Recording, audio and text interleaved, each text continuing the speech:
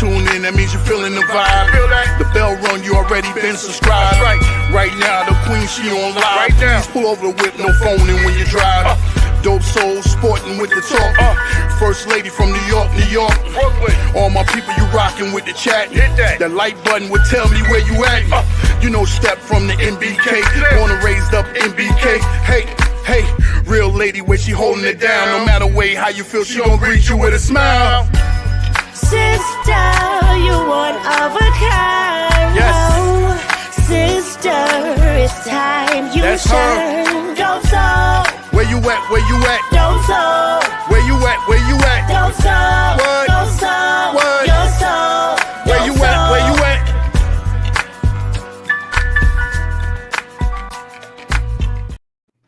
Hello, Knick family. Welcome to the Just Knickin' It Weekly Show. I'm your host, Stephanie, aka Queen, and as always, we have a lot to talk about.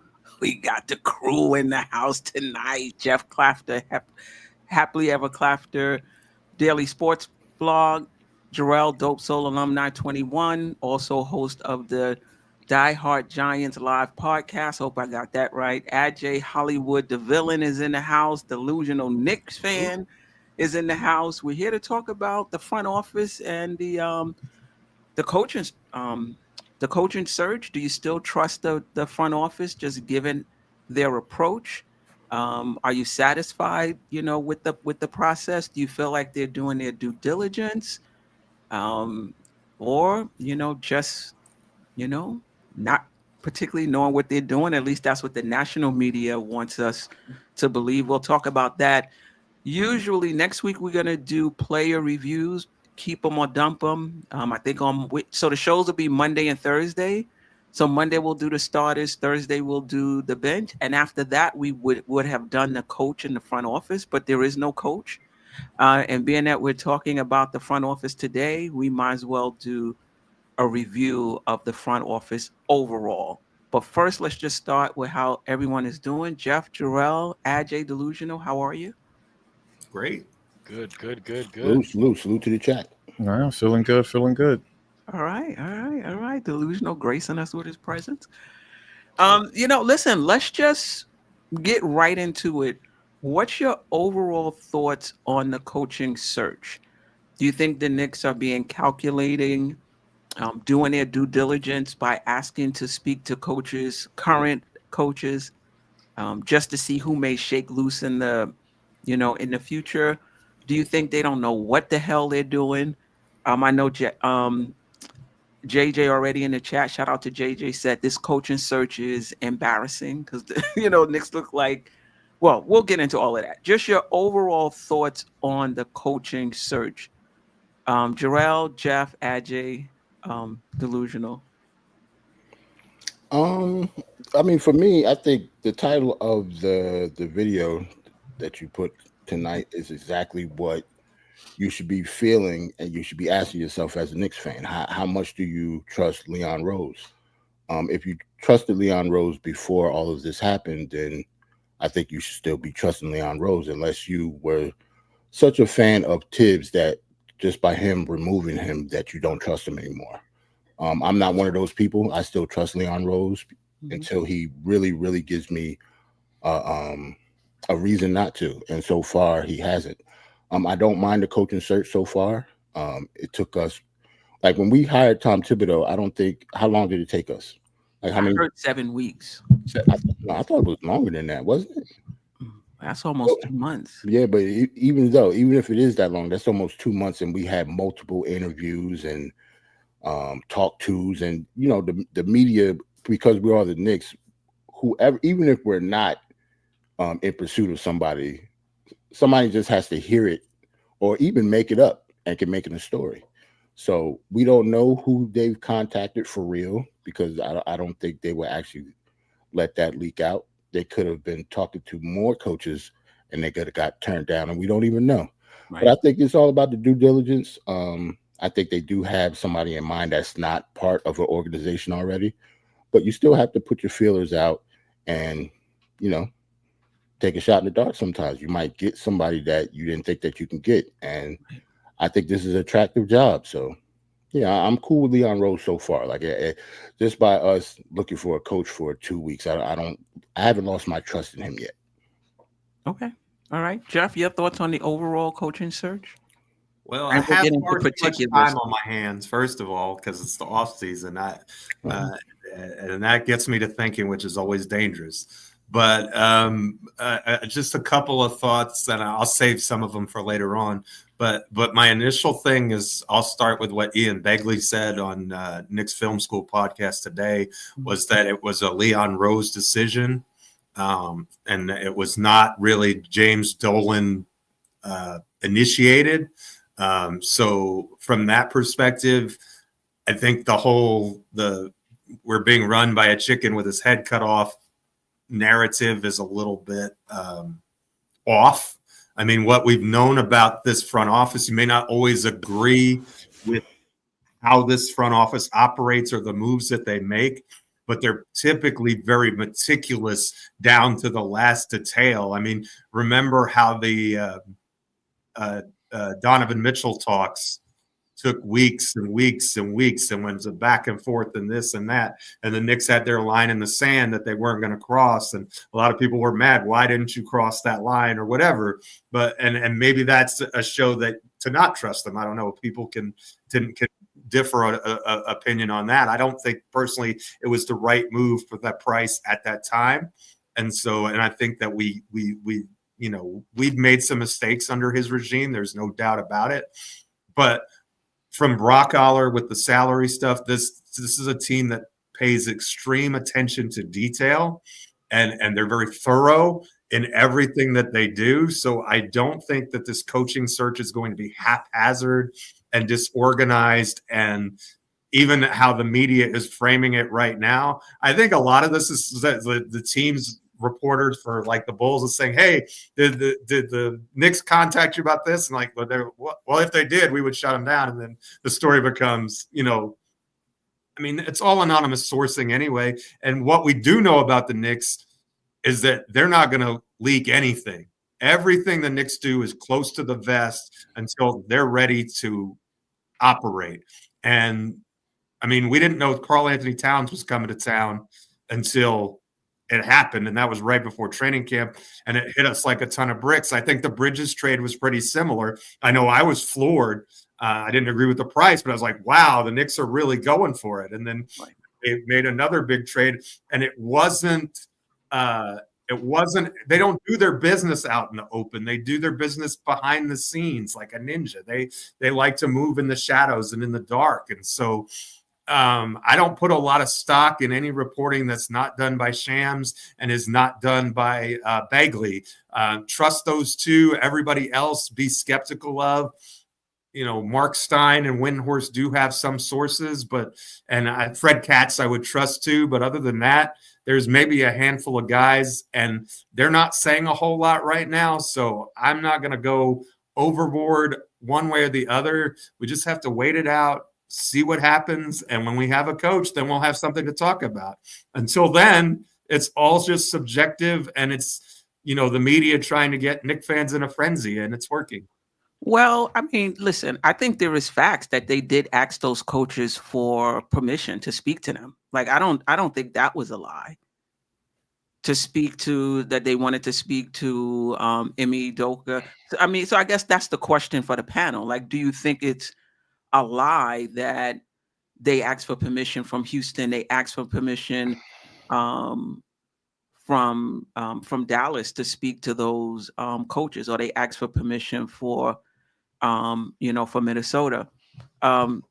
So, Ajay, just your thoughts on the overall coaching search, or at least what we're hearing about the coaching search. Do you think if it is true that they've been contacting the current coaches for permission to speak to them, do you think that's just part of due diligence, or do you think that's just them, I don't know, fishing, not quite having a plan as it's been put out there? What's your take on it? So my take on it is they're doing their work the way they do their work. Due diligence. That's what you're supposed to do. If you have an opening for a job that's going to pay, I don't know, in 10 million a neighborhood- year, probably. 10 million a year, you're not gonna pick anybody off, hanging out outside by the corner store and tell them to come.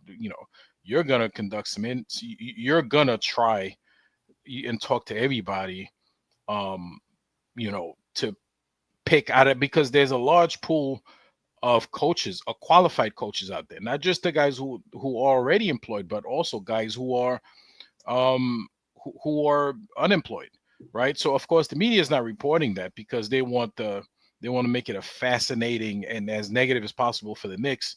Like the Knicks are being rejected. That's the narrative that they love to project. But no, they're doing what they're supposed to do.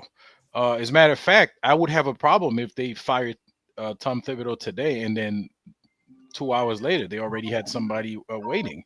First, without thinking of what the plan is. I mean, you have the off season coming. You got to make moves. A lot of things have to happen in parallel, right? And it has to be planned. You can't just jump in and just pick somebody. Now, having said that, I just don't understand what the big deal is. Like it drives me crazy when, I mean, never mind the same people who are complaining about Tom Thibodeau being fired were the same people who were calling for his ass to be fired 2 months ago, right? But all of a sudden it's a big deal. Like, there are teams. It's common. It's a common thing for a team to get rid of a coach and then take 2-3 months, or sometime in the middle of the season they get rid of a coach and then ride with the assistant coach, for 3 months, and then they wait for the off season to pick their coach, to hire somebody permanently. This is common practice in the NBA. So I don't understand why everybody's making a big deal about this. It's just weird that they're and then you got the fans buying into this nonsense. Like, we don't know what ESPN do by now. Like, I don't get it. I really don't get it. It's just it's asinine. I mean, listen. You fire your coach and you're asking. It's not common to, if this is true, to go on a parade of asking to speak to current coaches. Yeah, when you fire your coach, usually, you start interviewing coaches who are available. So it is a little off the beaten path to fire your coach. And if these reports are true, the first 4 people, coaches you reach out to already have jobs. But how do we know I said, if it's true. No, it could still be true that they are requesting permission to talk to those coaches. That doesn't mean they haven't talked to coaches that are available. We don't know that. They're not reporting that because they want to. But why would they not, though? But the point is, even if that is the case, it is not common to, ask permission from multiple current coaches.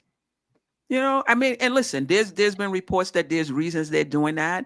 They're doing that because they want to know ahead of time where those coaches stand with the organization, because they don't want to hire a coach and come to find out 3 months later, 6 months later, Kid becomes available, Mdoka becomes available. So they're doing this so that they got insight into what that relationship is between the coach and the organization. And that makes sense, right? But and I forgot who, it might have been Ian Begley. I'm not sure who gave that reasoning, but that particular part does seem like, yo, what are you doing? You know what I mean? There's so many coaches out there that don't have jobs, but that's a secret. They're not talking about that. They're just talking about the coach. Like, to me, that just doesn't make sense. But again, I think it was Ian Begley who gave the reasoning for why they're doing it. I'm like, okay, yeah. No, it's not just that the media is not secretly not talking about it. It's just like the Knicks is not letting it out. It's just not leaking out that they're talking to those coaches. They leak out what they want to leak out, right? And the Knicks so far, during Leon Rose's tenure here, you let us know when you're ready. Your camera. I hear what you're saying, AJ, but when they were hiring Tip, that wasn't no secret. the people they were hiring, I mean, interviewing during that time, that wasn't a secret. It was Thibodeau, it was Mike Brown, it was whoever there was, Okay, interviewing. That wasn't a secret. I do so think that they're wait, doing this in phases. Queen. So that means this time around they can't decide to do it in secret. They They can do whatever can they want. decide to do it in phases, but it's hard for me to believe that they're interviewing Mike Brown in secret. When it's time for Mike Brown to be interviewed, he's going to be interviewed, and I think they are going to interview. I don't think it's going to be a secret. When it's time for Taylor Jenkins to be interviewed, and it seems like reports are that they will interview him, that's not going to be a secret. It's not hard for me to believe that they interviewed other coaches and that the media don't know about it. That's not hard for me to believe. Okay. Delusional, your thoughts. Boogie, let us know when you're ready. Like turn your camera on, and that's when we'll know you're ready. I'm waiting for his I don't camera see to him. come on. You see? I Oh, see him, okay. but I'm waiting for his camera to come on, so that way we'll know he's ready. Delusional, your thoughts on the your overall thoughts on the coaching search. We'll get into specific questions as well. Yeah, so for me, I'll go with this saying is you miss every shot that you don't attempt. And with this process, yes, the organization is working at an unconventional way, but I figure this is how they always operated. With how we'll sign certain players at the end of the year, and you kind of question that, and then of course they use them as a trade the following year as salary fillers, things of that nature. And then how they're able to operate under the second apron and still kind of make moves that other teams are pretty much stagnant and trying to figure out how. So with that being said, I am open to this new Knick regime and how they proceed with certain things. As they're saying in the chat, no stone unturned. Now, granted, this is a situation where most of the coaches that they have been going for are part of another organization. But Queen, like you said, we're just testing the waters. We wanted to see if there's an opportunity to nab them, because I guarantee you, if let's say for the first two coaches that we didn't get, but then we hit on Eric Spoelstra, we're like, wow, we wouldn't expect that.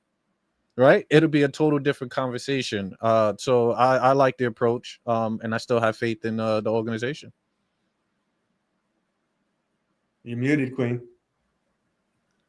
Let me get to two of the super chats, and then we'll continue the conversation. Artman, formerly known as Steve, appreciate you always rocking with us. Appreciate the super chats. This is all a smoke screen. Knicks already know who they want. They've always been internal. Cat trade at the end of training camp. Nets would never trade with the Knicks. Leon got Mikal. Brunson move was questioned too. Great point. Paris Duggar, appreciate the super chat. Always rocking with us. Not hiring a coach right away shows prudence. There's no other jobs open. I believe the Knicks are sending false signals out so their real target and process doesn't get interfered with. It's Leon's MO. But if there's no other jobs open, why do you have to send out false signals? I mean, there's no other, there's no other job open. It's just, it's just you. Anyway, so I asked, oh, there you go. Salute. Hey. How are you? What it do? Get a good, big, great, giant hug from the family real quick. How y'all doing? We gotta keep rocking on. I don't mean to interrupt. No, it's your time. We're not taking calls right now, so we'll let you know when we're taking calls. But right now, we're not taking calls. You actually next up, Boogie. We was just asking, what's your overall thoughts on the Knicks coaching search? Do you think them asking to speak to current coaches is them doing their due diligence? Or do you think it's just them not really having a plan and just, knocking on every door to see what they can find? What's your thoughts on the coaching search so far?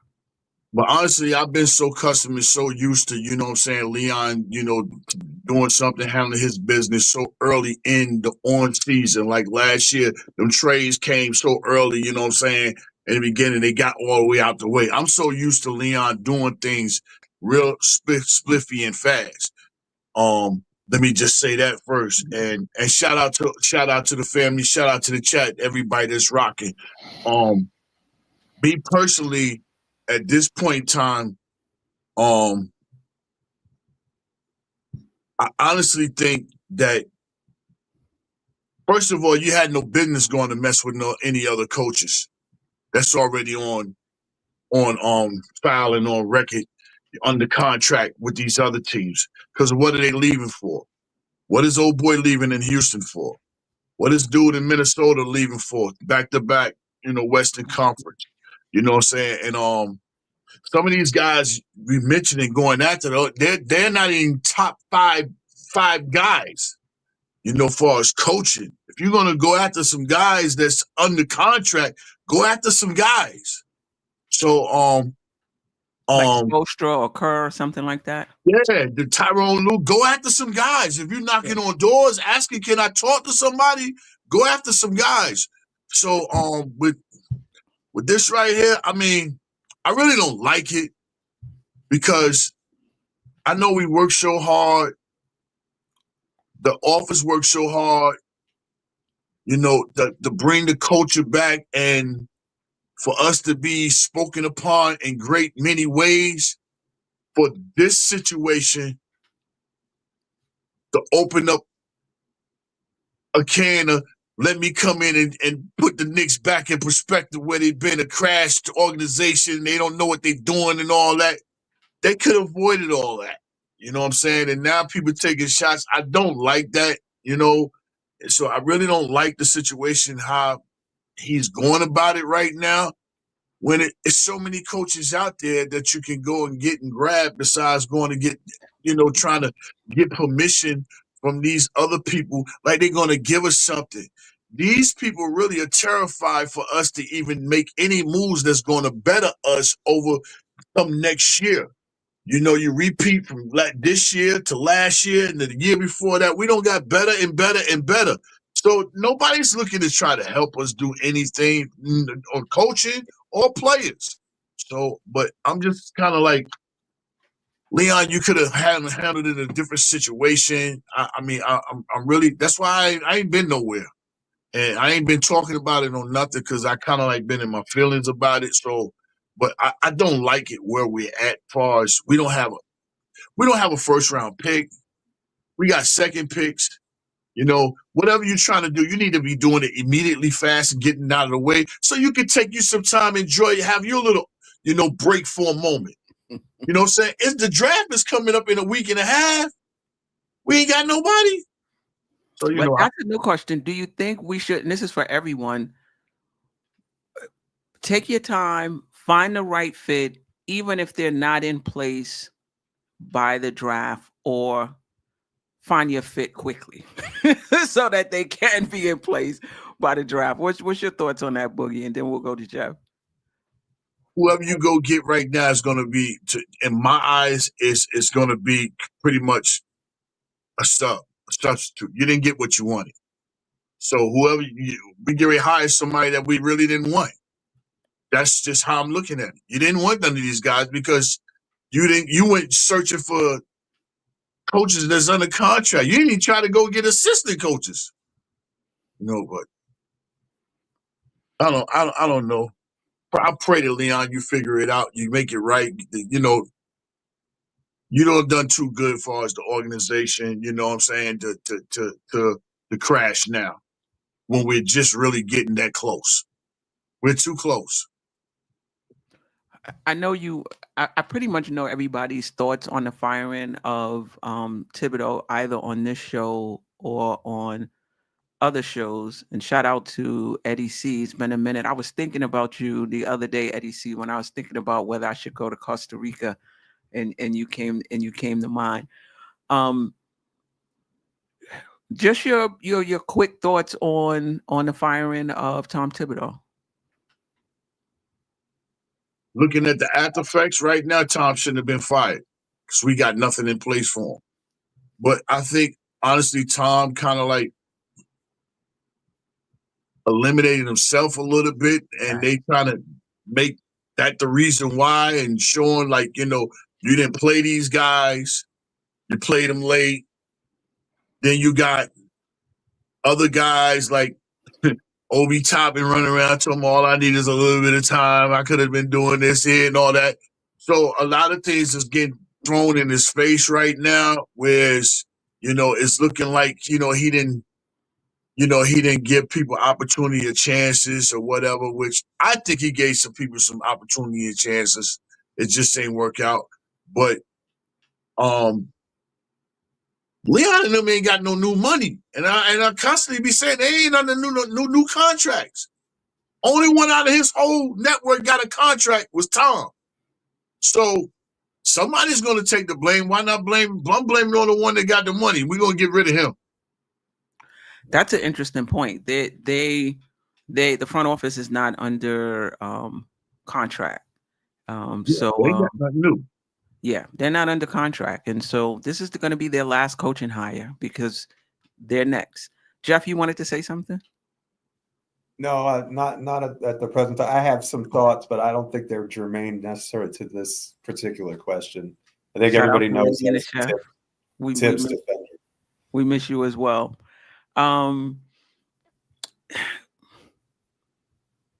So I think we're all in agreement that whether we like how the front office is proceeding right now, overall we still trust them. Is that fair? Yeah. I agree. I feel the same. I feel the same way. And I would think that now the next round would be, if they haven't already, and I don't think they may have had some preliminary conversations with other coaches, but I mean like interviews. I think that'll be upcoming. And the two names that have stood out, and there are a host of names. Me and Ajay was talking the other day with a list of names of coaches that the Knicks can interview. But the two that seems to be top of list, unless something changes, is Mike Brown, recently of the Sacramento Kings. He also coached Cleveland for, I think it was 5 years. And then also the Lakers for a few years. And then Tyler Jenkins recently of Memphis. Do one or both of them appeal to you as a coach? Why or why not? And it's okay if you don't know much about them. We'll start with Geoff, then Delusional, Ajay, Jerrell, Boogie. I'm not a huge fan of Mike Brown. I think he was kind of a disaster in Sacramento. I'm not sure why we want to bring that here. I don't think hiring Kings rejects is the way to go for an organization trying to win a championship. That place has disaster area written all over it. So I'm not really sure that I like the idea of Mike Brown as the Knicks head coach. Taylor Jenkins is interesting, though. I thought he did a good job with the time that he was there with Memphis. I'm not overly familiar with him as far as offensive schemes or defensive philosophy or anything like that. So I would have to do my homework on him before I could give an opinion. I kind of thought he got a raw deal when he was fired in Memphis. I wasn't really understanding what happened there, but I think Taylor Jenkins is one of the more interesting names that have been thrown out onto the mat, to say the very least. But I haven't really. I'm trying not to take any name too seriously until they announce someone, because a lot of times the names that we hear aren't even the ones who are the biggest on the radar. So I think everybody who's ever been a coach is going to be connected to the Knicks situation, kind of like the Grant Hill free agency situation. Every year, Grant Hill to the Knicks, and then he's going to Detroit or he's going to Orlando, wherever he's going. There's always a story, and sometimes it's the agents because these coaches want to be heard, so maybe they get hired as an assistant or whatever, and so there's all kinds of reasons. But again, the Knicks are going to play their cards close to their vest, and so I'm not going to invest a lot of time in this individual candidate or that until once we make a decision. Then I'll really dig deep and figure out what we have. I will say this about Mike Brown. I left my notes downstairs, so I don't have the specifics. So if I'm off a little bit, somebody on the panel or the chat correct me. Sacramento hadn't made the playoffs for 16 years prior to him getting there. And in his first season, I think they were like, I want to say 48 30 something. They made the playoffs for the first time. The next year they also was over 500 and missed the playoffs. And then his third year, maybe I don't know, 20 something games into the season, he was fired. One of the things I'm learning is that a lot of times you're not fired because of X's and O's and schematics. Sometimes you are, but usually there's something else going on where rarely I should say a coach is getting fired purely for X's and O's. Usually there's a lack of trust somewhere, lost the locker room, players don't like him and not listening to him. And the sense I get from just doing a little bit of research, I'll do more this weekend, is that he's a really good offensive mind, and he also stresses defense as well. So just a little background for what I was able to gather on Mike Brown. He was also in Cleveland, I want to say, for 5 years, and they went to the NBA Finals in 2007. Now they had LeBron. That makes a big difference. You know what I mean? But they did go to the NBA Finals, so he understands. Delusional thoughts on Mike Brown, Taylor Jenkins, and then we'll get into other candidates that maybe haven't been mentioned that you would like to see the Knicks interview. So I really didn't do too much, report on Jenkins, but my dark horse for the Knicks was Mike Brown. That's someone who I'm kind of advocating for. Due to the fact that, as you stated, Queen, his first year with the Kings kind of got them over the top. Their record was, let me look at it really quickly. I had it up here. Sorry, I had it up here. 48-34. Yes, 48 and 34 first year. They were ranked 5th in pace. And their offensive schemes obviously is part of the pop tree. So they ran a lot of motion, they ran a lot of triangle. They had a high-powered offense, and that's something that the organization has been pushing for, is a higher octane offense that they wanted to bring forth. He's also someone that utilized the bench as well. There was certain player development that transpired under the individuals. Malik Monk that they had under there took it to the next level. There was shooters, Herter, that took it to the next level as far as the spacing opening up. Sabonis was an all-star under him as well. So there were certain things that transpired under Mike Brown. Each year they were over 500. It's just that they're in the high octane West Coast. And during his Cleveland years, he was a defensive minded head coach. Now, granted, we're talking in the 2006 2000s era where basketball was kind of operated a little different, but as you can see during that time period from then into now, he's able to adjust the NBA games and counter, and that's something that we're looking for now. It's a coach that's able to adjust his game. He won a chip under Steve Kerr, so you've been under other head coaches that have great minds. So that's pretty much my dark horse. Okay. All right. Ajay? I haven't done any research on Mike Brown. All I know of him is what I remember from all his stops, just like Delusional just mentioned. And that was an excellent recap of pretty much his career as head coach and assistant coach. I would have no problem with Mike Brown.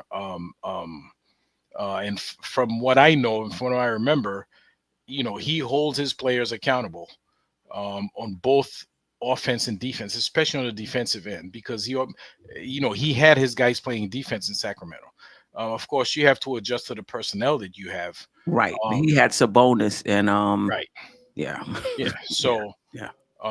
But I definitely wouldn't have any problem with Mike Brown in the mix. So. Okay. Jerrell?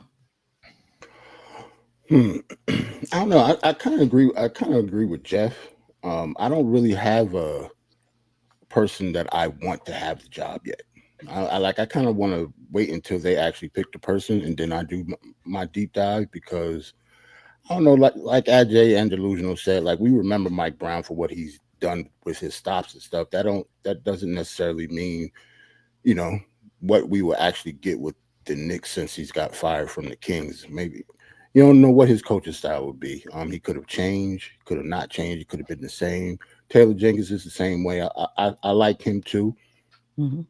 Tough coach, defensive-minded coach with Memphis.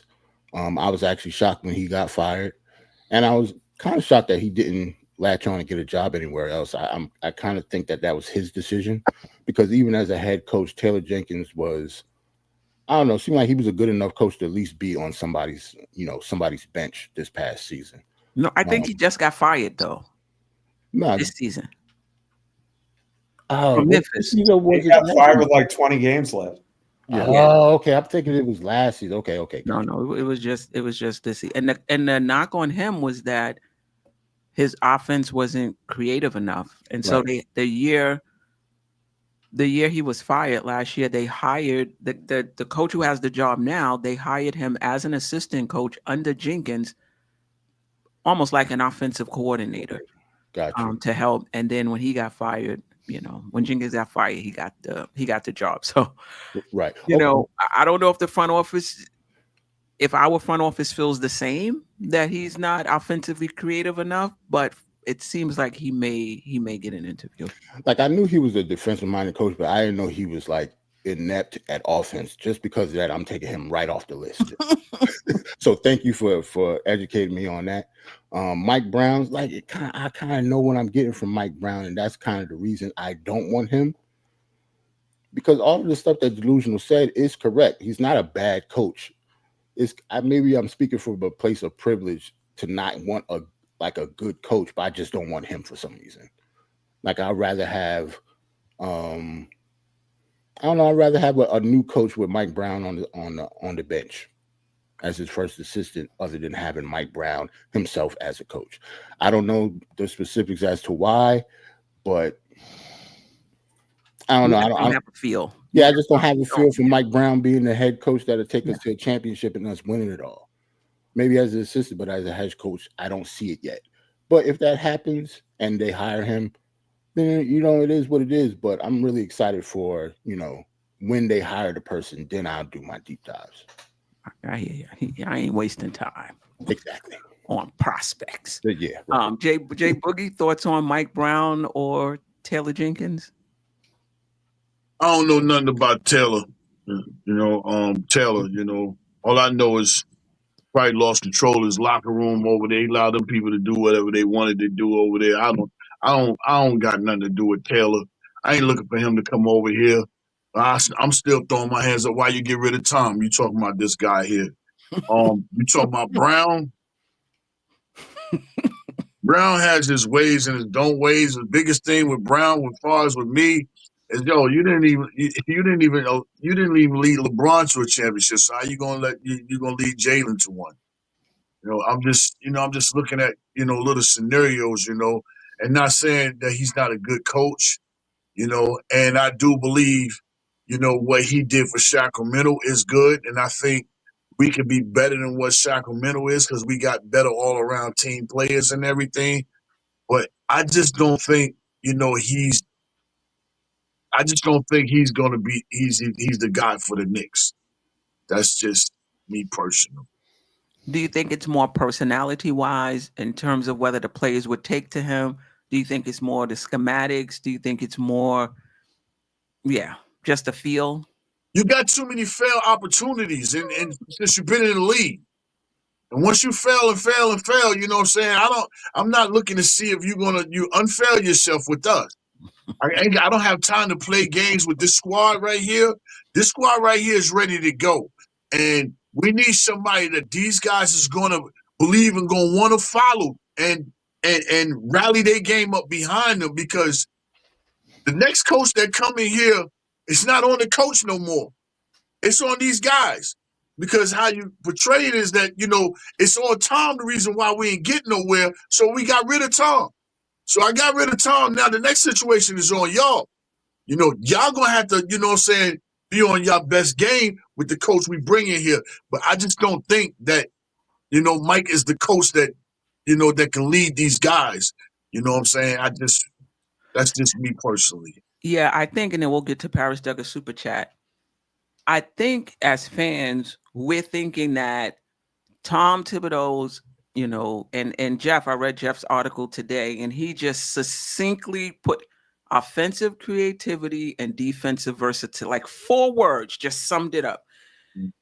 That we think, or maybe it's just, this is my read on it, it may not be true, that Tom Thibodeau didn't have those things. We need to bring in somebody that has offensive versatility and creativity, defensive versatility, and that's going to be it. But when Tom Thibodeau left, he took all of that other stuff that he brought with him. So the other coach who comes, it can't just be offensive creativity and defensive versatility. Do these guys respect him? You know, do they want to play for him? Does he have command of the locker room? Do they look at him as somebody like, yeah, this is the guy, like he can lead us. Whatever he says, I'm gonna step in line. Or we got to spend half the season with these guys trying to see if they could trust this cat. You know what I mean? So I think that's a part of it. We're putting a lot on the offense and the defense and the schematics, and that's true. We need that. We definitely also need bench coaching, quick adjustments. But that other stuff, particularly in today's NBA, if you don't have the trust of your locker room, none of that other stuff is going to matter. It's just not going to matter. So that's going to be super important. And hopefully they're checking in with the players, or at least the top players, to see, to get their, their input. And listen, Kid doesn't have a stellar reputation when it comes to schematics, but the guys would respect him. They would respect him for sure. Paris Duggar, we appreciate the super chat. It's a misdirection, Jay Boogs. Leon got to be tricky here. They're misleading the media, sending them out dumb narratives about coaches unavailable on purpose. Okay. I hear you. All right. Anything else on those two guys? Who would you like to see? Because I'm only hearing a few names, and there's many more coaches out there with experience that we're not hearing about. Is there a name that you would like to hear the Knicks, that you would like the Knicks to interview? Jerrell, we'll start with you. I like them to interview Sam Cassell. Ex-player, he's been a veteran coach for a while now. I'd like to see him get interviewed just to see where his head is at, pick his brain, not necessarily hire him, but at least, get him into the room and see if he wows you. If he wows you, hire him. If he doesn't, move on. But Sam Cassell is definitely, I think it's time for him to start getting interviews for head coaching jobs. Do you think this is a pressure cooker for a first job? Because it seems like the Knicks are, to me, I feel like a championship is a process, but it seems like the Knicks front office feeling is next year's championship or bust. Like that's the feeling I'm getting from them. Do you think for a first year coach, that's a good situation to walk into, or you just take an opportunity that's given to you? I think you take the opportunity. Sam Cassell, at least for him, he's not the type of person that seems like to not want the pressure. Like even when he, as a player, he was kind of like that. But yeah, I think it's a pressure cooker regardless, whether you're a first time head coach or you was a Mike Brown. I think if Mike Brown come in here, he's going to have a lot of pressure on him as well. So I think if you're the head coach of the Knicks, especially when the team is good and they just fired a coach that took them to the ECF, it's going to be pressure regardless. So yeah, I think it's still a good job for a coach to have. I think it should be a job that coaches want. But if you're a first-time head coach, I don't get me wrong, you're not going to, not going to wow me like some other veteran head coaches. But if they hire a first-time head coach, I wouldn't jump out the window. Okay, all right. Boogie, is there somebody you would like to see the Knicks interview? Yeah, yeah. Let me help my uncle out real quick. Sooner or later, I'm gonna have to send you the photo with me and him. But I definitely had a conversation with that guy, Sam Cassell. Okay. In the garden. Nice. And I asked him personally, yo, when you gonna ever get off this bench and get you a job? And I tell you his exact words. Shit, still on this bench and watch these games and ain't got to make decisions. I'm good. That was his exact word. Okay. It was.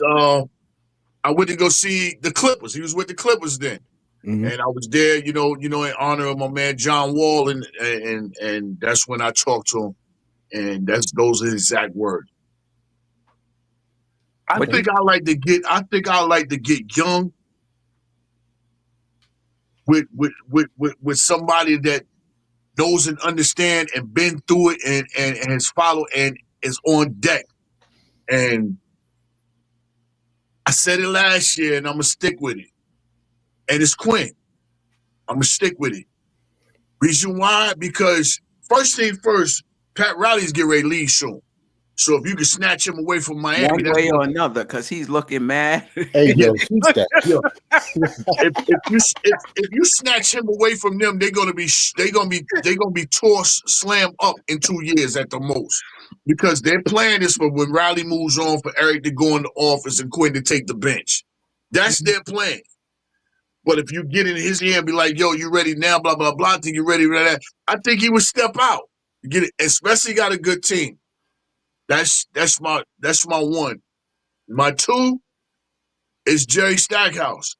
And the reason why I constantly say his name is not because I live down here in Carolina and I know him. It's because I do know when you look at the finals right now and you see Naismith and you see Pascal, both of them guys he developed. Both of them. Then when you look at Norman Powell, what he's been doing, he developed that. You look at Van Fleet, he developed that. You look at OG over here with us, he developed that. He's developed all these guys and went and got a championship. And Pascal, yeah, I said Pascal, and got a G League championship. He should have got that job in Toronto. They skipped over him and gave it to Nurse when they fired Casey. They should have gave it to him. So I'm talking about a guy that can develop and knows X's and O's, and he's young, and I think he's going to bring fire to what we need, and then, and now when we wanted, what's his name, Kenny Atkinson, before, when we hired Tom, if Kenny Atkinson would have came here the same time Tom would have came, I actually don't think he could have done what Tom did, with that roster, the way Tom did. But for him to go and get up under Steve Kerr's wing and then learn a little bit more and then went to Cleveland. Now, where's Jerry Stackhouse at? The assistant coach over there in Golden State. So those are my two, that I like. Worst come to worst. After that, my third, bring Woody back. If you don't want to do that, go get Brian. Those are the four I'm looking at. Okay. Get it out the way. Any concern about hiring a coach with no head coaching experience? Those guys do have coaching experience, college, G League, assistant coaches. In this particular situation where specifically they said we are singularly focused on winning the championship. And there's usually a learning curve with first year. Can I answer that, Clean? Okay, because I was getting ready. Let Boogie finish, and then you can go. Go ahead, Boog. Sorry. The difference between these guys that I just named is now, Leon, you can probably continue on doing your same thing like you did, Tom, and handpick the rest of the staff. You going after these other big name guys? Nah, you ain't doing that with them. You're not doing that. You're not handpicking Malone. You probably ain't handpicking Brown. You ain't handpicking Kidd. You ain't handpicking none of them guys on bench. But some of these assistant guys, you might can do that. That's my difference. Gotcha. Geoff, and they usually have a grizzly veteran, right? These the young first year coaches. Geoff?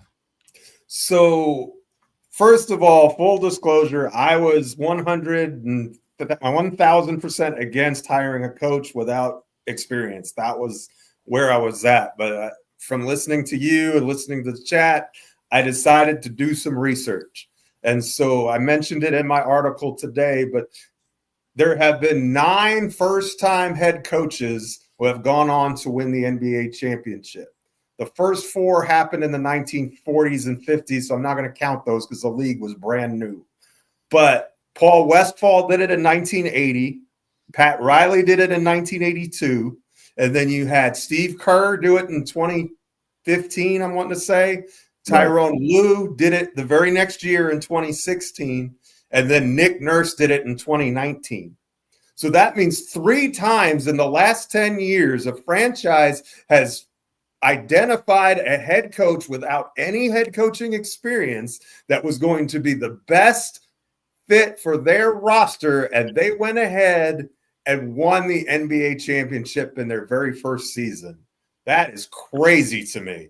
Like, I would have never thought that that was the truth. But you're talking about in 2015 and 2016 and 2019. That's 3 times in a 5-year span that's happened. So I think I think my perspective changed a little bit to I'm not sure that it's a matter of experience as much as it is fit with the roster that we have, and how can the person that we bring in, whomever they are, maximize the talent that's here. So I guess what I'm saying is what I want to see is not someone who's going to have their own system and try and force their players into that system, but look at the talent that we have and say, this is what we're going to run. This is what we're going to play because it accentuates what's already here and is able to best maximize what we have. Yeah. Anybody else want to comment? Anybody else see a coach either comment on that or a coach that they would like to see interviewed? I'd like to see them interview Mark Jackson. I'm surprised nobody like that's not out there a lot. Like I don't hear his name out there, but I would like to see them interview Mark Jackson. I think he did a tremendous job with the Golden State Warriors. And we know he wasn't fired because of basketball reasons. So he's a very he's a great basketball mind. He's spent a lot of years in the league, so he knows the game. And we heard him night in, night out as a commentator. So we know he knows what he's talking about, and he's had experience. He hasn't won a chip, but he pretty much set up the springboard for the team that went on to win the championship the very year after he got fired. So I'd like to see him get a shot at this. But I mean, he's the setup guy, but so was Thibodeau. Like, aren't we looking for a finisher? Okay, maybe he's a finisher. But he's not going to be a setup guy forever. Or at least that's what you hope not. Because he was a setup guy in Golden State doesn't mean he's going to be a setup guy here. He could be the finisher here. Okay. Is there anything about, this is to the other panel members, anything about Mark Jackson that he's probably a totally different coach by now, but anything you remember about him that you think would be good for this team? Well, one thing, as a player also, and that's just not just him as a coach, but as a player, he valued defense a lot. And as a point guard, he was always a very well balanced point guard because he played for us. He played for the Knicks and he played for the Pacers.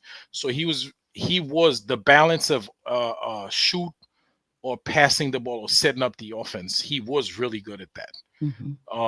He wasn't a tremendous 3-point shooter, but he was okay. He was decent if I remember correctly. Are you talking about him as a player? But yeah, as a player. Okay. But I'm saying also as a coach, he valued defense and he valued, having guys putting in their work.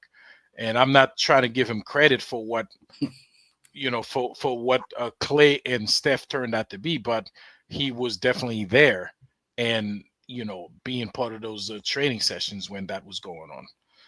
Especially with Klay Thompson. I don't think anybody saw Klay Thompson as being such an excellent 3-point shooter. So I'd like to think that Mark Jackson or his staff had a little something to do with it. Okay. All right. Anybody else have a coach that they would like to see interviewed? This might be a long shot, honestly. Dice Yashimoto. I actually like Dice. I like all his summer league teams. He took us to pretty much the summer league championship in 22. I believe we lost that year. But his sets and the defensive schemes were pretty dope. His familiarity with the team, like I said, is far fetched. But I like Dice. Do you think he would command the respect of the players? Which do you guys think I'm overstating that? Like, I feel like that's Yeah. I think we have a solid team as far as like we don't see no Julius with this line with the roster that we have as far as like somebody rebelling with the coaches or any of the player development coaches. It seems like everybody on that bench were respectable and conversing and a unit, especially with Dice. He's on the bench talking to the players, showing them. He was a video specialist before, so he's there with the laptop showing guys plays during the game and stuff. So I believe he earned the respect. Like, would he be the head coach? Definitely not, but just someone that I refer to. It's solid schemes. I mean, the reason I bring it up is because they respected Tom Thibodeau, but behind the scenes, they didn't like playing for him. You know what I mean? So Correct, I think correct. that does trickle into your play. If you're not buying into the scheme, maybe you don't work it. You don't give it your all because what is this? What is he doing? Do we know why Tibbs kind of lost that locker? It's like I don't know if it's offensive schemes. I don't know if it's the you're playing me and burning me out. You're not utilize the bench. So it could come from any channel. So yeah, you're 100%. But we definitely don't know where or even who for the most part. Or even who. Or I don't think it was Brunson and Hart.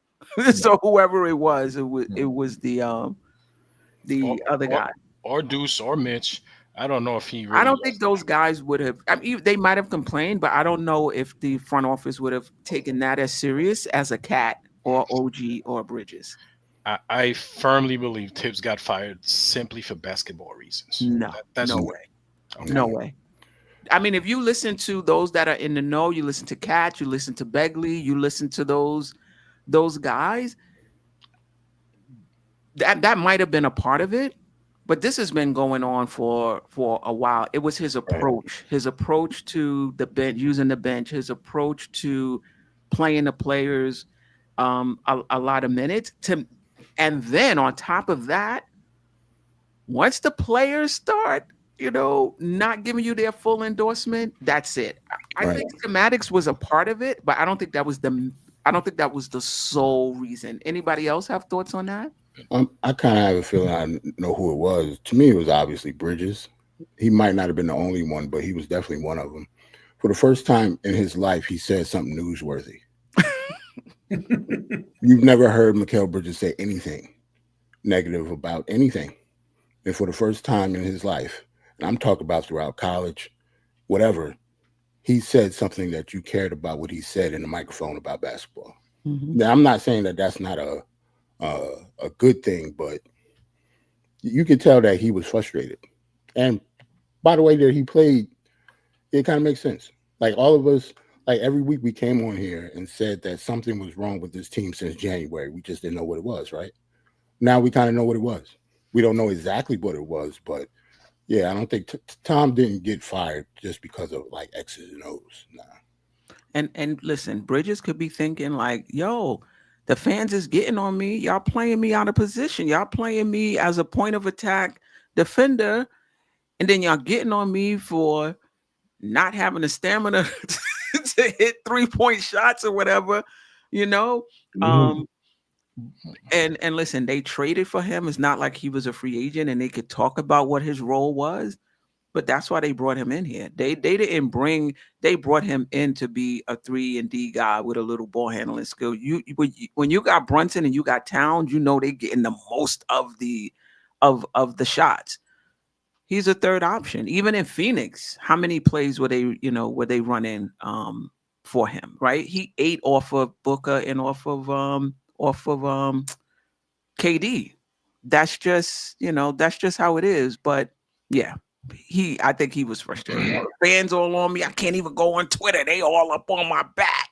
But Jerrell, I want to say, because you say he wasn't fired for X's and O's. When I say basketball reasons, solely. Right. When I say basketball reasons, I'm not saying solely X's and O's. Okay. Poor management of your roster is a basketball reason. Okay. Poor approach to the game is a basketball reason. Poor schemes, those are all basketball reasons, not just X's and O's. Because if you have a roster and you don't know how to manage, not playing the bench, to me, is a basketball reason. Okay, because you going in, you playing a team, you playing 7 guys, they're playing 11 guys. You're already at a disadvantage. Okay, you're already starting on the wrong foot. To me, that's a basketball reason. I get you, RJ, but listen, the Knicks aren't the Pacers. The Knicks don't have to play 11 guys. The Pacers are doing something that it's not like the Pacers are doing what everybody else is doing, and we need to replicate them. Most teams shrink their bench in the and I'm not talking about not playing the bench during the season. That's not what I'm talking about. Most teams, when it gets to the bench, to postseason, the bench shrinks. I don't give a damn that Indiana's playing 11. That's what they do. But most teams shrink their bench. So I don't think that if Indiana's playing 11 and they've been doing that all season, we need to follow them in the postseason. No. Most teams shrink their bench in the postseason. Yeah, that's why we're on vacation. Okay. Because we weren't ready to play a high octane team that plays that you have 11 guys running up and down the court. You can't keep up with it. It's just humanly impossible. I don't care how fit these guys are. All right. Okay. That's what's going on with OKC as well, who's down 2-1. Anyway, let me do a shout out to Nev the Disrupt. Appreciate you. Salute Nick Nation and Steam Panel. Special thanks to Geoff, which I could not remember his name. Pretty forgettable, Nev. Don't worry about it. Saved my life. Paris Duggar. Tim's didn't talk to the team. Axe Kolick.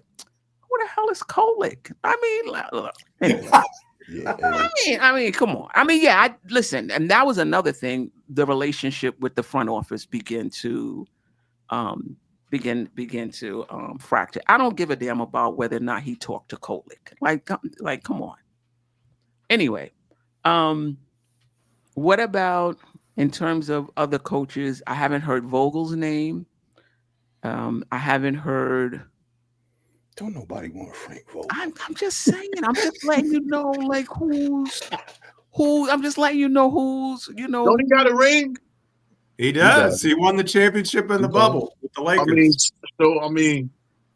See, you're gonna want somebody that's been a part of something that did it, or have done it themselves. Okay. You know what I'm saying? Because they're gonna know how to go against it. See, right now, Rick is a big time coach right now. I'm talking about Carlisle over there with the Pacers. You got to go against these guys, and you can't just put anybody in that daggone booth and have them going against him or going against Eric Spoelstra. You're going to have guys that's going to be able to coach. I'm trying to spare the moment. So, I mean, be honest, I don't even think we're in position to turn down people that's already done it.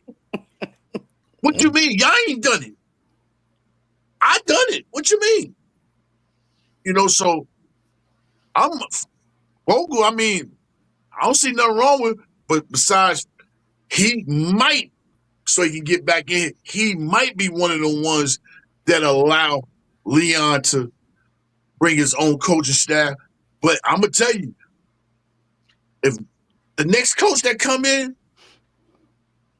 and everybody else is gone and Rick is on that sideline, I'm feeling a whole different type of way. Because you're not on trying to win. You're on some friendship, my man, cool family type thing. No, if you're going to wipe all of them out, don't bring none of them back. Don't anybody up on the top, you should bring none of them back. That's just me, how I'm feeling. Rick might be second aisle. Now, I mean, like second. No, second you can row. go over there. If Towns was still here, go sit next to his dad. He can go. They allow him to get on the plane and everything. He just can't go in the locker room. Personally, Matter of fact, that's his signature from the Atlanta game. And you know, when I talk to, I can go with that, but I can't go back there.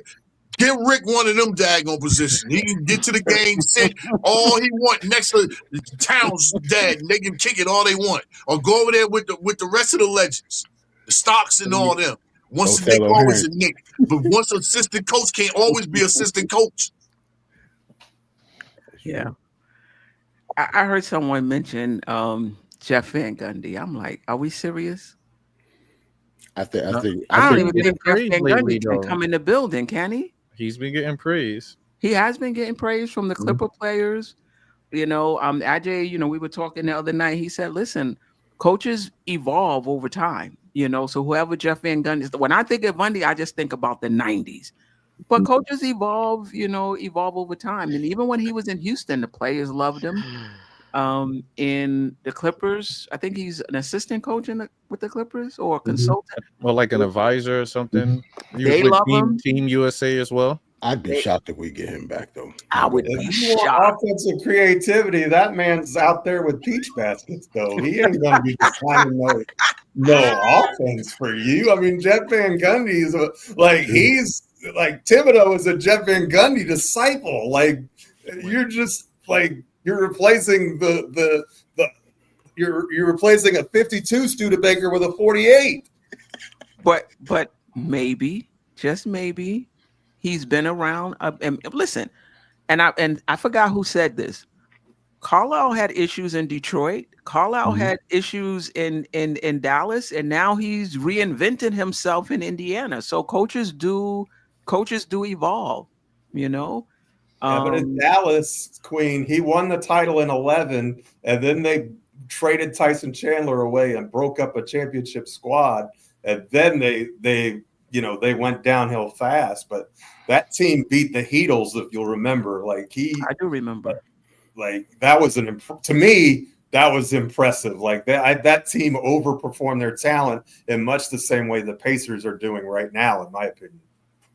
Yeah. Yeah. I think sooner or later he's going to come back, but I respect him because he's been out of the game. And, you know, it's kind of like Mark Jackson. They've been out of the game. And this game has changed so much, you know what I'm saying? What other ways do you know how to play this game besides, you know what I'm saying, how you used to play the game during that time, or you was on the bench during that time before the game changed? So I can respect Gundy for, okay, if I'm gonna get back to coach, let me assistant coach, be on the sideline so I can see what's new, what's different, you know what I'm saying? Let me learn a little bit. You know, you have to learn things all over again. You know what I'm saying? And before you can come out here and give somebody the old ways, because the old ways is not happening no more. You know, the game has changed. If you look at these guys, if you look at this in this series, I ain't never seen 10 guys at the same time, feet moving like they moving on this court. Them guys is moving out here. So you got to be your coaching has to be adapted to what's going on. And if he is a defensive guy, he has to make sure he gets somebody offensive guy. I don't know if anybody else peeped it, but old girl is the defensive coordinator for the Pacers. I don't know if anybody peeped that. She's the one when it's big time defensive stops. She's the one talking in that huddle. So if we get somebody that's an offensive coach, you got to have a defensive minded guy. You know what I'm saying? Or if we got somebody that's defensive minded, you got to have somebody that's offensive minded. Like it worked with him and Woody, but Woody, shipped out. But you can't have one person just doing it all. Right, and you have to empower that. Yeah. That coach, because you might have different coaches. Coaches do it differently. Some will be like, okay, this is my offensive coordinator, and most of their input is just into the game plan, in practice, putting in sets. Right. But once the game start, it's back on the coach to make all of the plays. And there are some coaches, they do that little huddle, before they actually talk to the players. And there's some coaches, I would think, where that offensive coordinator, defensive coordinator could then speak and give their input. There was none of that. Timeouts. Right. I think whatever input the coaching staff gave was before the game started. Because once that game started, Tom Thibodeau was locked and Right. loaded. He's not fit. And that's not, really too much of his fault, but it, you know what I'm saying? That's just how it is and how it was. And you don't want to have somebody that got to be on that sideline that's got to think and do everything. I think that was his biggest downfall. He had to think everything. Everything. What am I going to last year? What am I going to look down at Johnny Bryan? What is he going to tell me? Right. What is he going to, you got to have somebody by the sidelines with these guys. And you can argue, who's the basketball coach in the front office? Because from my understanding was there was some in the front office who was trying to talk to Tibbs about extending his rotation, playing the bench more, cutting down the minutes or what have you. Thibodeau's probably like, yo, where's the basketball guy? Because I'm not going into my strategy and why I'm doing what I'm doing with y'all. Who I can only go to the first level. Otherwise, I'm gonna have to bring out the chalkboard and go to level 2, 3, and 4 while I'm doing what I'm doing. Like, where's the basketball person? So yeah, I think relationships are important. So this next coach, there needs to be a connection with that front office and with the players. That's just super important. This is just where the NBA is right now. You can't be a lone wolf in this NBA and be like, yo, there's nothing you can tell me. And I'm pretty sure that's Tom. Like, yo, what are you talking about? What are you talking? I'm not even going to sit down for the whole game. For Jeff Van Gundy's credit, like I keep on forgetting that Rick Carlisle, that's his second stint with the Pacers. So I guess Jeff Van Gundy can come back here and be a different coach because he was with the Pacers and they fired him once before, right before he went to Dallas. So he was with the Pistons, then the Pacers, then Dallas for a long period of time, and then he went back to the Pacers. So I guess Jeff Van Gundy, the door is open for him, I guess. But he walked out on us though, right? Yeah. I don't think. Yeah. James ain't having that. Nah. What about so Jeff Van Gundy would be a former coach, and I think most of us agree either we don't want him back or I don't think he would even be. I don't even know if he can come in the building. Would you welcome back Mike Woodson, who's 67, by the way? I was surprised when I was like, he up there with Thibodeau at 67. Is he somebody you would welcome back? Nah, I Mike had a stint in his old alma mater, being a college coach, and that experience didn't go well. I probably won't. His schemes was very ISO heavy as well. I remember when we did have him, it was a lot of mellow on the block and spacing with the shooting, a lot of high pick and rolls, which were still good, using Felton. But I wouldn't go that direction. I think that's kind of past the prime with us on Mike Woodson as an assistant. 100%. Yeah.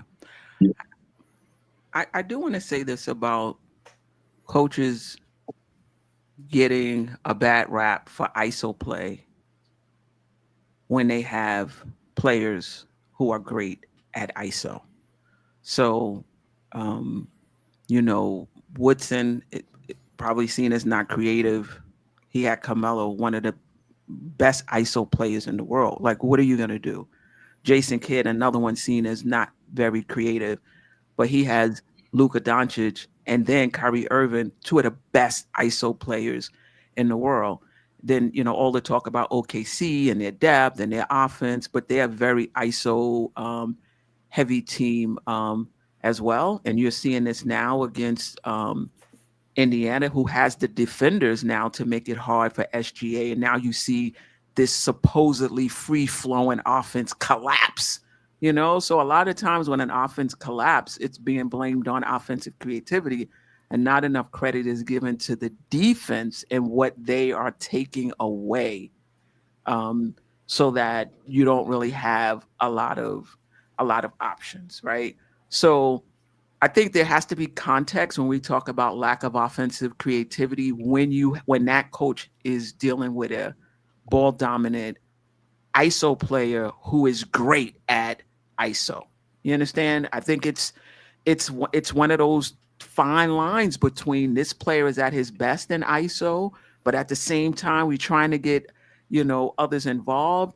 You definitely do not want an equal opportunity offense, because I think when you do that, you're taking the pressure off of the defense by that ISO player not running it down their necks. You know what I mean? Mhm. You can't. But you do have to find that that balance. So I think that's something that I've learned just watching SGA and just Brunson mostly, and just thinking about how these coaches are getting a bad rap, but they have ISO guys that are really good in ISO. So like trying to find a balance is going to be super important. I watched that Indiana game last night. SGA looked mad regular. He looked mad regular, See, he's not a machine. He's a man. Put that clamp on him. Their offense looked very discombobulated. Like, Wait till tomorrow. Oh, Wait till tomorrow. With Jason Kidd, he had Luka, and then Jalen Brunson was the backup. So yeah, he had ISO heavy offense. He had no choice. I'm not as much worried about the ISO heavy offense with Woodson as I am the East is big, man. Like I can just remember that he kind of did the Thibodeau thing in his stint here, where we saw that Melo at the 4 was kind of the successful utilization of that offense, and Copeland coming in at the 3 and hitting a bunch of threes, and yet when Stat, he insisted on playing Melo at the 3 and Stat at the 4, and it didn't work, and he was stubborn in a lot the same way that Thibodeau was criticized for being stubborn. So to me, there are tendencies there that are very similar to what we saw with our previous head coach that we just got rid of. So if you want to bring Woodson in as an assistant for a guy who's new, I don't have a problem with that, but I think his time as the head coach in New York should be over. That's just my 2 cents on Woody. Yeah. Last question about front office, new coach. Whoever the new coach is, what do you think there'll be multiple priorities, but what do you think his number one priority should be? Ajay? Wow.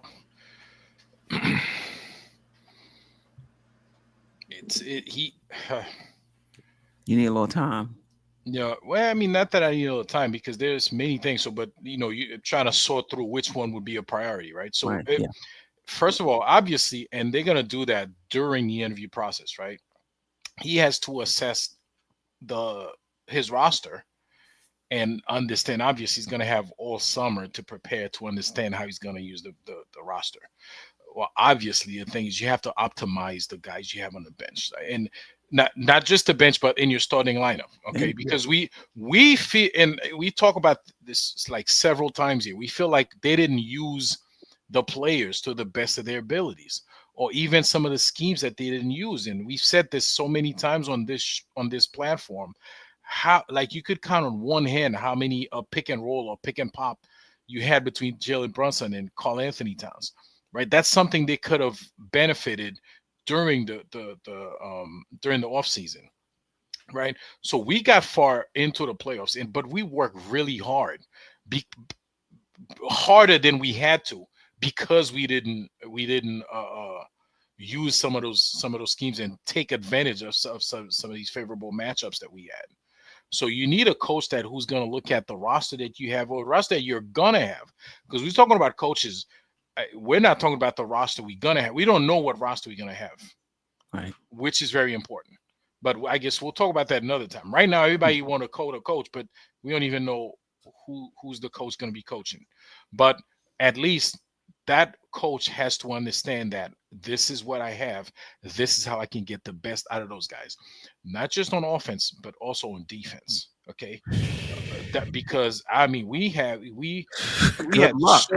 so many defensive collapses. Like the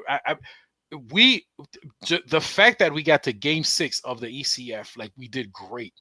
And Queen, I think I told you that too. Like in during our conversation, I said, listen, I think we had maybe 2 or 3.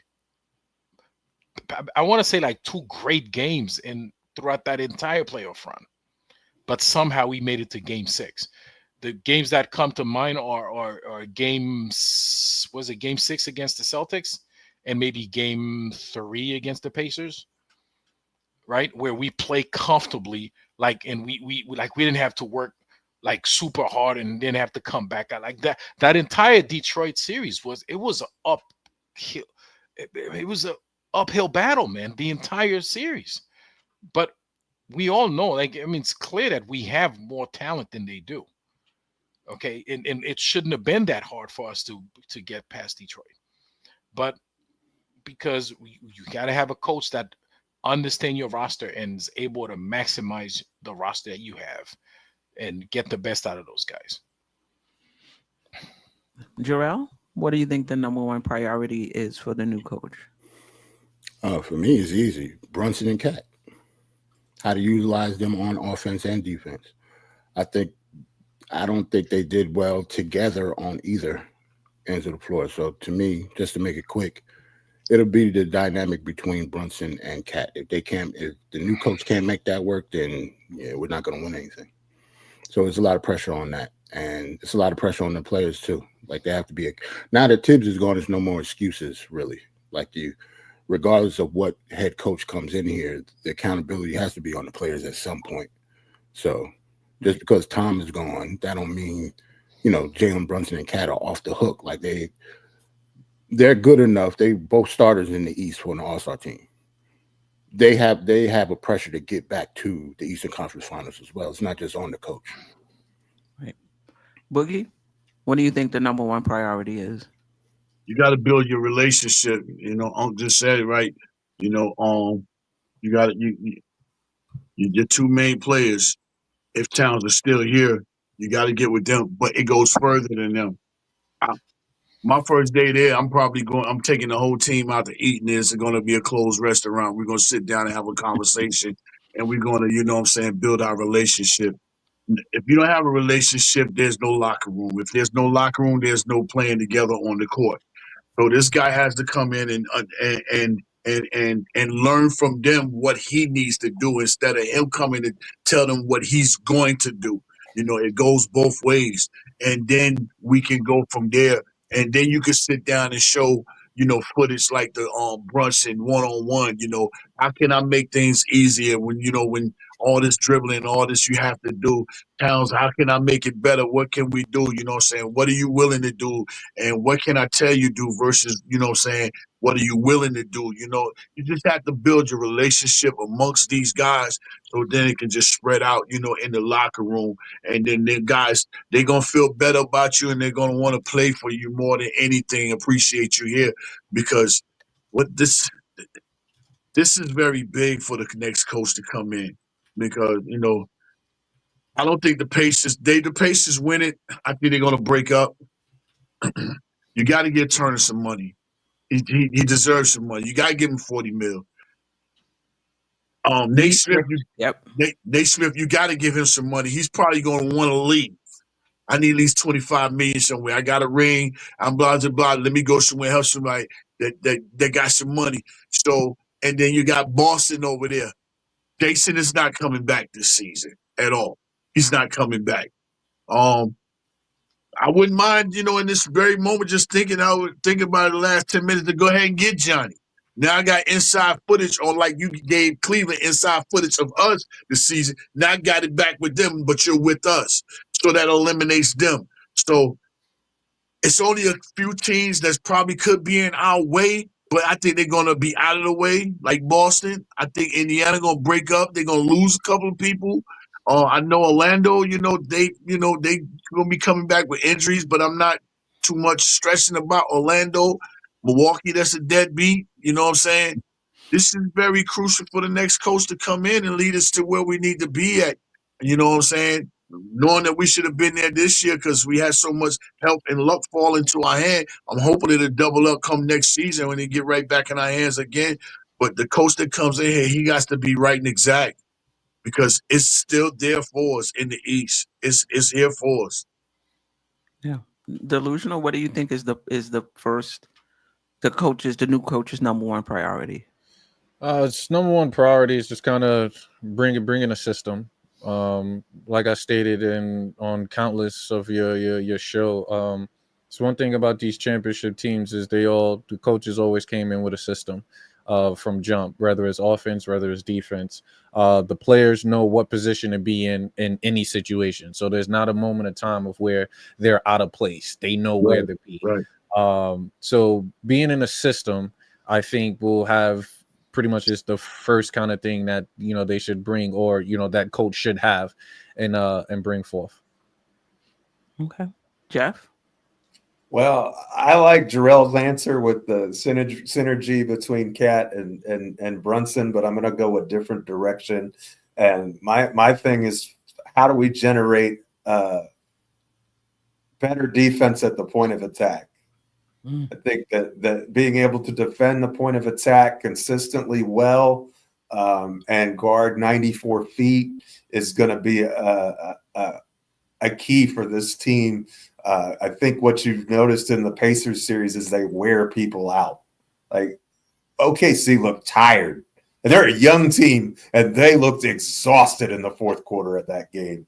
They put the pressure to you from Jump Street, and they never let up. And not that you just want to beat the Pacers, but obviously if we're going to win the East, it's at least going to go through Indiana. So the best way to beat a team that pressures you, to pressure them. And so I think that we need to find a way. We have a lot of terrific athletes. I think we need to find a way to incorporate a defensive system that enables us to get easier buckets in transition. And I think we've got guys like, I think it will maximize guys like Bridges and OG who play the passing lanes very well, and they play in space really well defensively. And I think the faster that the game is played, the better that the Knicks can perform, because I think we've got, especially with a guy like Towns who can shoot the three as well as he can, I think you can do a lot of things that way. But that to me is a big deal, is how are the Knicks going to address their point of attack defense? Because I think that causes a lot of our breakdowns, especially in late game situations when the other team is just like scoring buckets like crazy. Yeah. I agree with all of you guys. I don't really have anything to add. Lastly, just talking about the front office overall, just in terms of doing a front office review, and you can include this process of what they're going through right now. I mean, the coaching search, if you want, just I don't know if you want to do, well, it's up to you. You can give them a grade, or you could just talk about, met expectations, exceeded expectations, didn't meet expectations so far when it comes to the front office. Jerrell? Yeah, I still trust the front office. The Cat trade came a little late in the offseason, like it came right before training camp.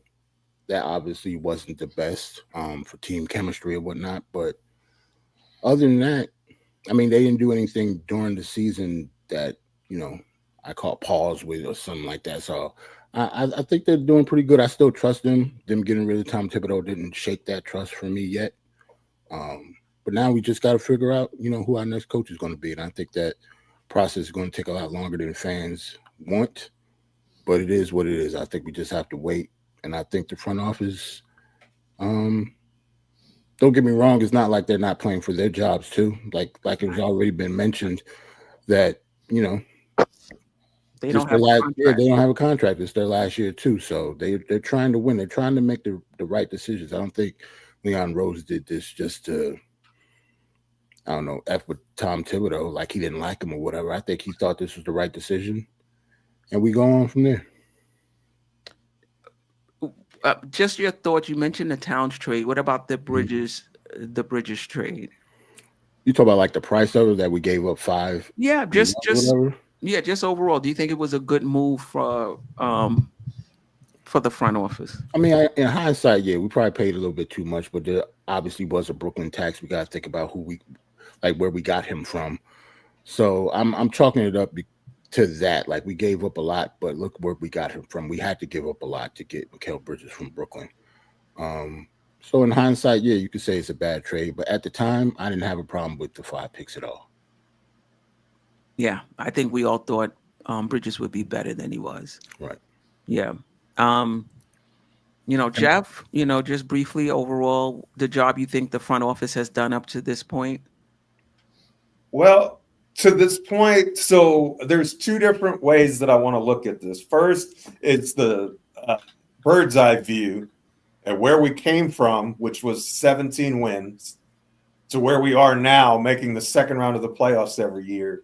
That, so for the full expanse of the time that he's been here, I think you have to give an A for that. So I think overall we've done a good, we went from a complete pretender and a joke to within 6 games of the Eastern Conference Finals. So that is a massive bridge to cross, and the rebuild has been consistent and strong. I mean, growth is never linear, and so we've had a few ups and downs, but we've improved each of the last 3 seasons overall. So Right. So I think from a broader perspective, what they've done overall, I would give them an A. But I think this off season, I would probably give them about a C or a C minus. Wow. I'm not a fan of the Bridges trade. I thought it was too much to give up for a guy who's not an all. We gave an all-star package of picks for a guy who's not an all-star. And I thought the price was too high, and the production hasn't been commensurate with what we hadn't got what we paid for yet. And that doesn't mean that we won't, but think about this. 2031 is 6 years away, and we have no idea how good a team we're going to have by then. So, that's a long way out. And if that, we don't know, but if that becomes a top 5 pick for a guy who never made an all-star team, you're going to feel real bad about that trade in the future. But at the same time, I think what they did with the Karl Anthony Towns trade was really good. I thought that we had a need at the 5 spot, and I think that Towns is a better fit, and he gives us more potential than the Randall DiVincenzo combo. That's my opinion. Other people may disagree. I was floored by the offensive skill level and efficiency of Cat this year. That blew me away, and that is an awesome thing to have. And I think that. I think that he brings a lot of potential, and the good part about that deal too is that even if he's not your guy, and I don't see any reason why we wouldn't keep him, I think you can flip him for another big name player if you were to choose to do that. I'm not necessarily advocating for that, but I think but I like the addition of Towns. I'm not really a fan of the Bridges trade. And yeah, Bridges had some big plays, but overall, I don't think he did enough to really for what we paid for him. I think we've way overpaid, and I think if you didn't make that trade, you'd be in a lot better situation to acquire a Giannis or one of these other really big time players who may or may not be available this summer. So I think we kind of rushed it on that one. And, they made a difficult decision with getting rid of Thibodeau, controversial to some, easy decision for others. These next couple of weeks are going to tell us a lot. We're going to get a new coach. We're going to find out how we're going to change the roster, because I don't think that we're just running it back. Even though we got rid of the coach, The Knicks had more problems than that, in my opinion. Yeah, that's the best way to put it. We have more problems than that. And so, overall, I think they've done a really good job. I don't think that last offseason was their finest hour, in my opinion. Okay. All right. Ajay, and then also when you guys speak, if you do talk about Bridges, it seems like Geoff is comparing his performance to the compensation. But another way to compare it is to what they brought him in to do. as well. And then how did he live up to that?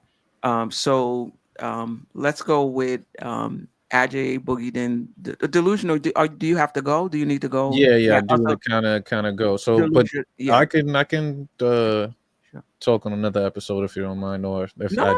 No, Just go your ahead, overall go ahead. thoughts Yeah, on the front the front office. Yeah. I believe they did a solid job. I'll give it the A+ from starting to tenured. We started out shaky with making the trade for Cam, but that was the them figuring out that'd be the best move. But then we realized, no, let's get players that Coach Tibbs is actually going to utilize and think. And then that's when we started to operate as a whole. We did the RJ trade that I thought was phenomenal. Getting OG signing back. Obviously, that price point was a little steep, but we figured that would have been the price to kind of bring him back. So, looking at what he's done now, you make that trade. People give the Mikel trade flack. I'm actually okay with that trade. The reason why is we gave up. We obviously was all those picks, but then we only had to really move those picks. And was it Bogdanovich? I forgot his name. Bogdan.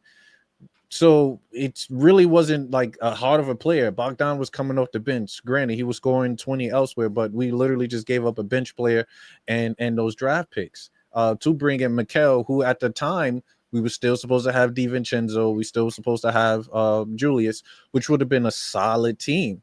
And you would have had bench play. So at that time, that trade made total sense. Even now, I still like the trade. But Mikel, people say, he didn't give the great production. This man averaged over 18 points, still shooting over what it was 40, high 40% from the two.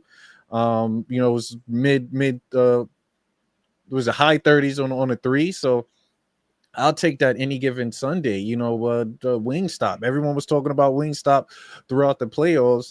And when we first got him, he's still a solid player, and he's going to continue to be with us and do good. I definitely don't question that. Even with going into this unorthodox off season now, I do think that this is a position that they haven't been in, but I do think we're going to come up top. There's going to be a coach that throughout the year we're going to see, okay, this was a great choice. There's no reason why we shouldn't trust the organization for what they did so far. They're going to have to double down on Bridges because it's 5 first-round picks. Now they have to make a decision if they're going to sign him to a 4-year, $156 million. That's a lot. Not just the compensation, the draft compensation, now the actual money that you're putting into Mikel Bridges. That's a double down if they Correct. If And there ever was one. There was reports out that, Mikel might not go for the extension this year. He will wait next year where there's more money on the table or more cap flex to where they can actually work out a deal. And it was saying that he will possibly take a similar Brunson, less money deal. So if that's the case, we'll wait and You see. want to go over the second apron to bring back Mikel Bridges is the question. The nerve of him. Well, we don't even know who's going to be on the roster during that time period. And honestly, it's who's available to make a trade. Who else is out there? Honestly, to be honest, I think the Knicks are top heavy, and there's no need for the Knicks to be as top heavy as you got to make a decision in this CBA. You want to be top heavy and not have a lot of depth and have cheap depth, or you want to have 1 or 2, maybe 3 highly paid players and have depth. I don't think you can have both in this CBA. And I think Indiana is getting away with it because some of those guys are on cheap contracts, but next year it's probably going to be the end. It's probably going to be the end of that. So, can the Knicks get away with Brunson, Towns, OG, and then have cheaper, more depth with the Bridges salary, if they're able, to trade them? Because I don't think we're going to have both, top 4 players making $40 million other than Brunson is making 20, 30, whatever. And then complain that we don't have high level depth. You can't, you're not going to have it all. You can have depth, but it's not going to be high level. We're not going to have Deuce Little 50-cent contract for long either. You know what I mean? He disappeared in the playoffs, we might. Yeah. Yeah. Oh wait, win gonna get me on that one. I just cost us a like. I'm sorry. Yeah. I mean, we need a scorer off the bench anyway, in my opinion. And not that we can't have Deuce, but Deuce is more of a shooter. I still think we need a scorer.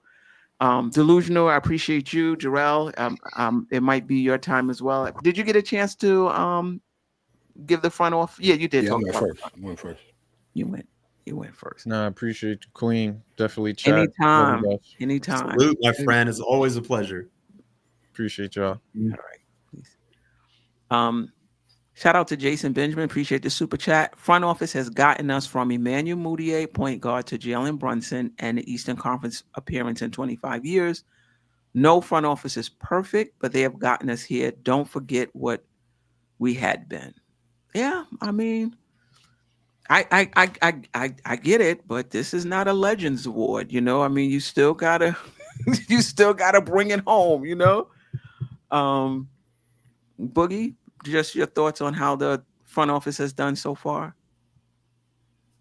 I'm just gonna give him a beat for right now. I'm gonna leave him space and room to make things right as far as the coaching situation, and I'm gonna leave him space and room where Bridges could get a chance to correct his game come this season. But honestly, you know, I thought about this early on in the season, and I was going to ask somebody late in this when it was all low, and I ain't asked nobody. My thing is, how I'm turn down Donovan Mitchell with these same picks and bring this dude in here. If I go and get Donovan Mitchell and put him in this backcourt, the whole team is different. You know what I'm saying? The whole Towns is not even here. We probably still would have did away with Julius too. But what type of defensive players would I have had behind these two guys here? Already got OG.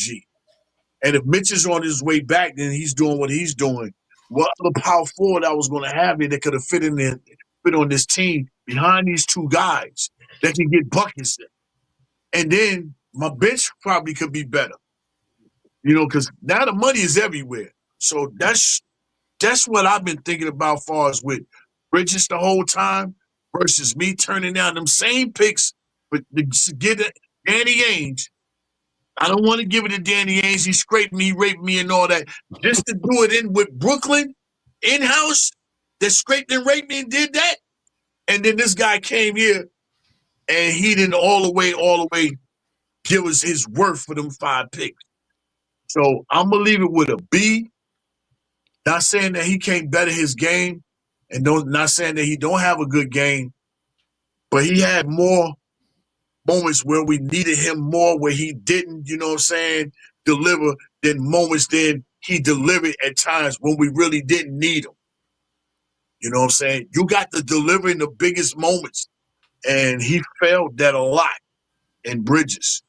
But I'm going to give the office a B because I believe coming into next season, the roster going to be right. I believe Leon's going to make it right and everything. I'm going to give him his chance. But right now, coming off them 5 picks and giving them to Brooklyn and didn't go give them to Utah and bring Donovan over here, and then we fired a coach, and now we knocked on everybody's door to get denied, and we still ain't got a coach. I got to keep him at a B level. Right. I mean, it's only been a week, right? It is going to take some time to find a coach, no? But no. If you want, you know what you're looking for. You know what you need. You know what the players are looking for. You immediately handling your business. You don't have no number 1 picks, no nothing. You really don't have no cap space to do anything as far as really bringing people in. You got to get the coach situation in here and out of the way ASAP. No joking around, no playing around, no nothing. Then you can figure out other things. You can't even touch or think about or get to thinking about none of them other things without a coach. Because I don't know if the coach wants these moves I'm going to make. Right. You got to get this coach in here. And somebody said on Twitter, if these playoffs wasn't so good, the Knicks probably would already sign the coach, you know what I'm saying, so we could get some NBA ratings. But the NBA ratings is so tough. I mean, we really need to just get a coach, man. That's first priority. There's no reason for us not to have a coach. You know, then we can have different conversations, different debate. We still talking about how the media treat us because we ain't got a damn coach. Yeah. Ajay, did you get a chance to talk on the front office? No, and I'll try to go as quick as possible. So, on this show, I've said I didn't like the Mikal Bridges trade, not because I didn't like him, but because I felt we gave up too much for him. And my line of thinking was, we knew like we were in a better negotiating position than we we allowed Brooklyn to think. I know we was gonna give up some picks for him, but it really didn't have to be that many. And that's not even comparing to what kind of player he is, a non-all-star or whatever. But I felt that, we went in knowing that we could have gotten Mikal Bridges. Like he had already made it known to the Brooklyn Nets that he was not going to re-sign with them, and he wanted to play for the Knicks. So anybody they traded him to, he would have let him know, after this, I'm not re-signing. I'm going to play for the Knicks. And I'm sure you guys remember, I literally threw a tantrum when they signed Cat. And when they gave up Julius Randle for Karl Anthony Towns, Julius Randle and DiVincenzo, not because I didn't like Cat. As a matter of fact, I like Cat, and I really don't want us to trade him. It's just that I felt like giving up DiVincenzo was gonna weaken our bench, and Cat is a better player than Julius Randle, in my opinion. But the fact that we lost that, he's a major piece that would have been coming off the bench. I felt like that was not a good trade. Again, it didn't turn out to be as bad because I think Cat is a better player, but on the bench, I really hated that trade. And of course, for the stuff that Jay Boogie mentioned, we didn't want to give a couple of picks for Donovan Mitchell, but we turn them all, we handed them all in. Different time though, right? You don't think that matters? Like Donovan Mitchell, you don't get OG. Right. You got to remember that at least one of Barrett or Quickly is going out in that trade, and that combination is what Toronto wanted to bring Anunoby in here. So, Queen and Geoff. Is Donovan Mitchell better than Bridges and Anunoby? Guys, listen to me. For every argument I make, I'm sure you guys will have, not just you, somebody's going to have an equally valid counter argument to prove me wrong. But we're not trying to prove you wrong. We're just saying, the team building was in the team was in a different team building stage, right? From Donovan Mitchell. Not to prove me wrong, but to say not to prove me wrong, but to say a different point of view that's as valid. Okay, so it's not a matter of, you're right. It's not a matter of right or wrong. That's not the point. You're correct on that. And what Jay Boogie said, I agree. Like, we didn't do that, and we did this. But I'm sure, like you said, it was a different time, a different place. We had different players. There's a lot of moving parts. I understand that. But at first glance, when you look at it, wait, you didn't get Spider because you didn't want to give up 2-3 picks, but you got Mikal Bridges. And for all these little things they did, the Kemba Walker, there's a lot of stuff that this front office have done that. I hated the OB Toppins for two second-round picks. I know you're gonna say we couldn't get DiVincenzo without giving OB. I get it, but in my head, they give up OB Toppins for 2 second-round picks. It's like they threw them out to the curb. Goodbye. We don't need you. Okay. I really hated that trade. For all these little things, I think I'm the best I could give that front office is a B-. Yeah, I hear you, but I do think. I think if you look at it like that, Ajay, some of those moves were setup moves. So if you just looking at it at face value, I get what you're saying. OG for this. When we didn't, me and Jerrell, shout out to MBK, we did the draft show. We wanted Duran. They drafted Duran. We all happy. They traded him. Mm-hmm. You know what I mean? But these were setup moves. That move allowed us to get Brunson. This move allowed us to get that. So you can look at it that way, and that's totally fine. But another way to look at it is this front office is being really shrewd and thinking 2 and 3 steps ahead. Like, if we do this, this is going to allow us to do this. We want this guy. We're going to have to clear money to do that. Listen, I can't say I agree with everything the front office has done, but they've been on it in terms of really utilizing that crew, that group that they brought in, Brock Allah, and all of those other guys they brought in, like really using those guys, really manipulating that cap to get us the players that they've gotten and to get this team where it's at. But at the end of the day, to Boogie's point, it's about finishing it off. It's about finishing it off. Even with this new coach, I'm telling you what's going to happen. The players are going to talk about how much better the coach, because this happens every time there's a new coach. Oh, he's so much better. We can communicate. The offense is better. The defense is better. That team the first year wins more games. Everybody is happy. And then 3 years later, the coach is gone. So I don't want to hear nothing about this new coach and the process and the schemes. Only thing I want to know, are we winning a championship? To me, that's the bar. I don't care. Oh, we see the cat pick and roll. You ain't getting a championship because they doing a pick and roll.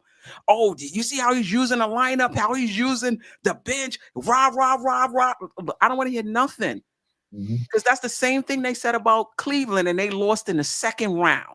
I don't care if we win 659 games. I don't care. And the Cat Brunson pick and roll is shining, and we number one in offensive efficiency. I don't care.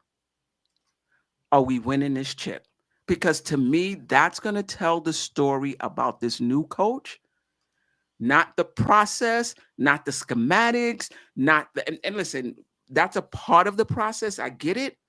But I don't want to hear nothing. Oh, we could talk now. And we could play music in the locker room now. Like what? I don't care. Win the chip. So whatever this team does in the regular season, whatever their offensive, defensive rating, I don't care. Playoffs are going to tell the story about any team with a new coach, not the regular season. Let me just get to 2 more super chats. Jason Benjamin, appreciate you rocking with us. He said, listen, context matters. Now, context matters. Bridges won us that Boston series, point blank, period. And I will add, hard stop. Those 2 defensive plays at the end. Listen, you're going to win a championship. You're going to win. You need timely shots and timely stops. And he got us 2 in that series. Fans are way too tough on him. Randall was the target for fans last year. Now it's Cat and Mikal. Fair. Another one for Jason Benjamin. Appreciate you. If we trade for Giannis, it would cost more than picks. Yeah, Bridges only cost us 5 picks. And you do have to keep in mind, if you're not giving up rotation players, it is going to be a pick-heavy trade.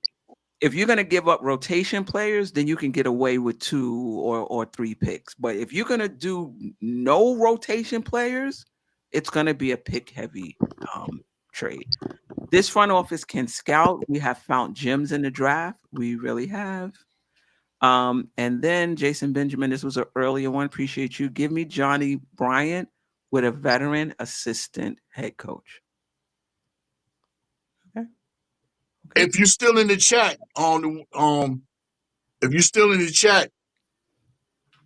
text back who is your assistant that you want to go with Johnny Bryant?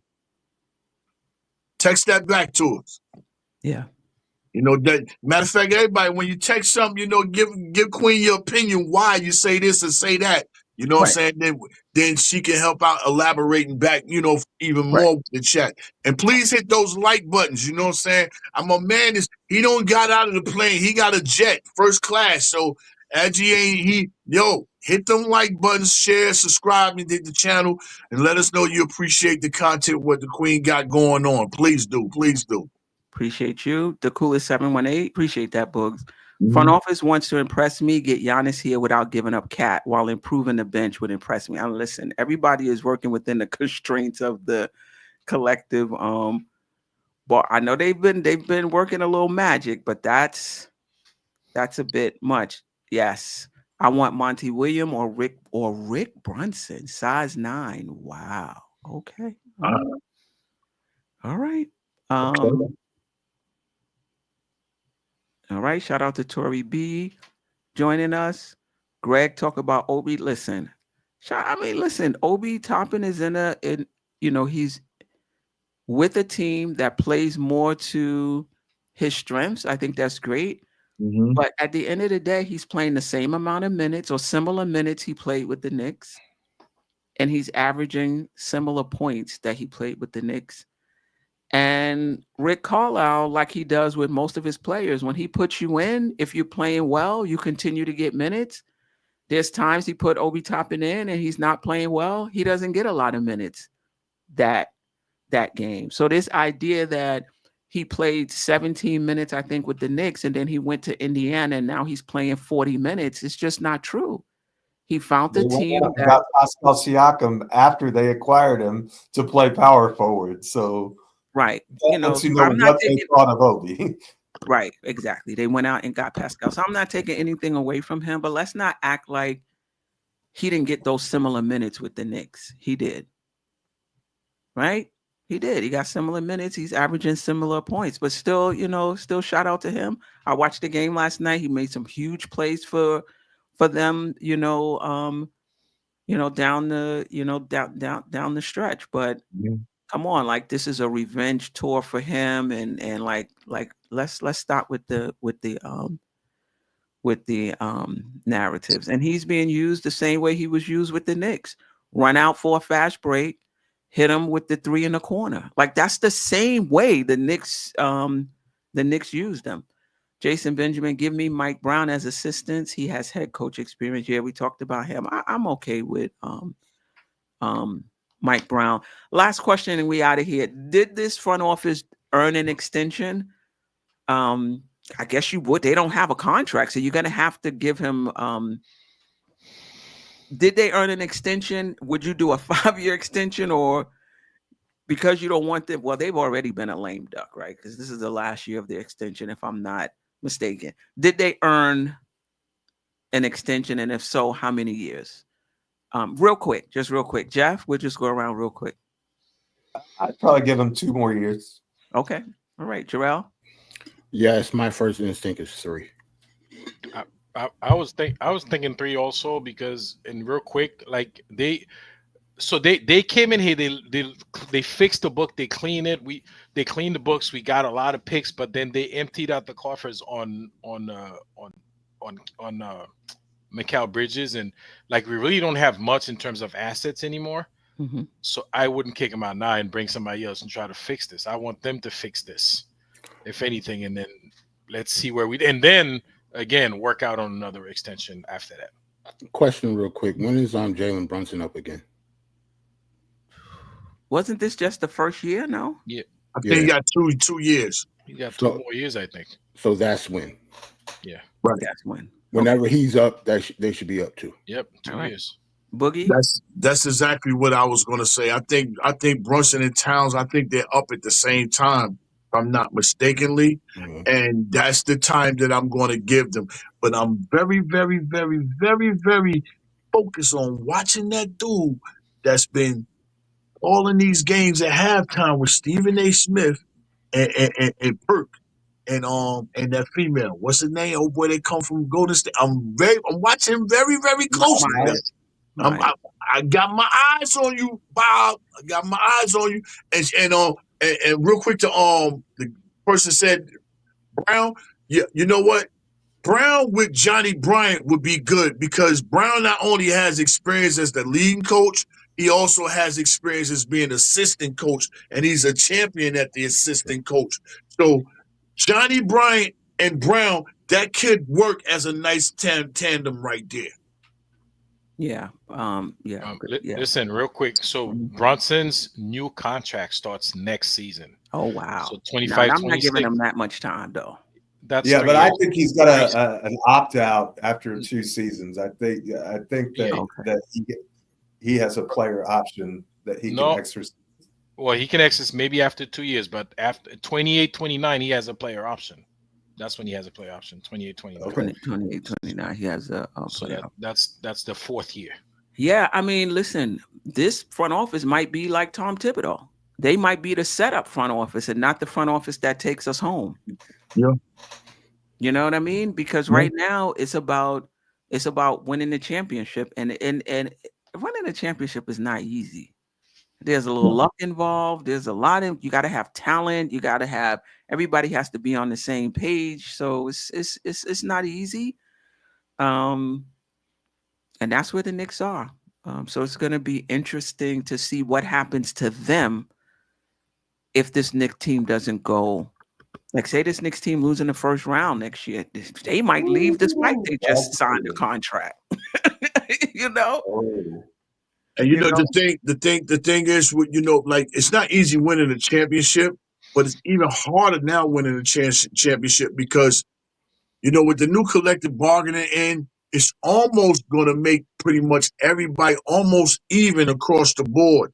Right. And if you haven't got your roster right this year, your roster going to have to get all the way right.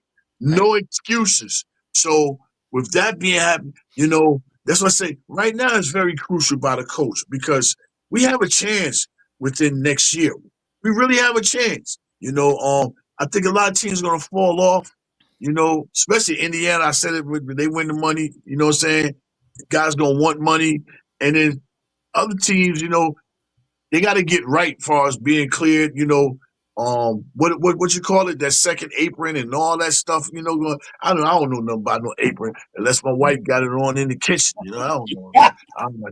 I don't be talking that stuff. I'm out of whack, man. Yeah. Lord Scientist, we're running out of time as far as calls are concerned. Sorry about that. Yeah. I listen. I could see Dolan signing him to a contract and next season still firing him. Like, seemed like he got money to burn, right? And I think this is going to be their last hire. I don't think they're going to get an opportunity to hire another coach. This coach right here has to be it. And I think this is where I feel like the Knicks, I think firing Tom Thibodeau, if you don't believe in him, was the right move. I mean, for me, I don't feel like you got to have somebody lined up. If you feel like this is not your guy, you let him go, and then you go through the process of hiring other people. I don't feel like you got to have somebody in the bag before you hire a guy if you no longer believe in him. That's just how I see it. But to expect to win a championship in 1 year, like to expect that, basically what you're saying is it's the coach's fault. We have the team. It's the coach's fault. And so this next coach that's going to come in, he's going to be the guy that's going to win us the chip next year. And for me, I just feel winning a championship is a process. Indiana's been through it a few years. Boston had went through it a few years. Milwaukee went through it a few years with that same core before they finally won. They changed some pieces around the edges. They've changed, they changed some coaches as well. But it still wasn't a 1 year thing. To me, this is the first year this core has been together. And to expect a coach to come in and in the first year win a chip, I think that's a big, I think they're asking a lot. But we shall see. Any last words, or if you have something you wanted to say and you didn't get a chance to say it, this is the time. Nah, man, salute to the chat. Been hanging out with us all this time. For real, fire show. Thanks, chat. We appreciate you. And Jay Boog, my guy in the house. Thanks for joining us as always. You the man. Jerrell, happy anniversary next week. You're not gonna be with us, but we love you. You gotta take care of the fam, take care of the business. 20 years, so we're proud of you. Thank you. That's awesome. Muzzle tough. God bless. And and Queen, the hostess with the mostest, and my guy Ajay the villain. Yeah. Geoff, I appreciate you. Jerrell, Ajay, Boogie, Delusional, who was in. I appreciate the chat. Not gonna have enough time to shout everybody out, but I appreciate you guys rocking with us. Wait, before we go, we got another super chat. No, not super chat. Oh, But just one small favor: hit the like button on the way out. That's That's right. it. That's definitely. right. On the way out, click like, Thumbs up. click the thumbs up. Yeah, we got 122 on YouTube, 50 on Twitter. So if we can get to 100 likes, that would be, that would be awesome. X Production, it's okay. Check us out on the replay. So, So I appreciate this community. I was so tired coming into this show. But just being on a panel with you guys, listening to the chat, reading what you guys have to say, it's just energizing. Like talking to the about the Knicks is just energizing. So I appreciate you guys, the replay gang, and then the silent listeners, appreciate you as well. And my apologies to Lord Scientist who But wanted. Lord Kid call next time, Queen. When's the next show? The next show is Monday, so we're gonna be going Mondays and Thursdays now. That's I'll be back on Queen's Court next season. We'll be going Mondays and Thursdays. We'll try to keep the shows an hour and a half, but our condition once we start talking about the Knicks, it's hard to keep it contained. Monday we're gonna start with the player reviews. So we'll do the starters on Monday. Maybe I'll have some slides. Maybe I won't. We'll see. but that's unless we get that breaking news. We get that breaking news. Queen pushing that button. We get that coach in the building. She coming.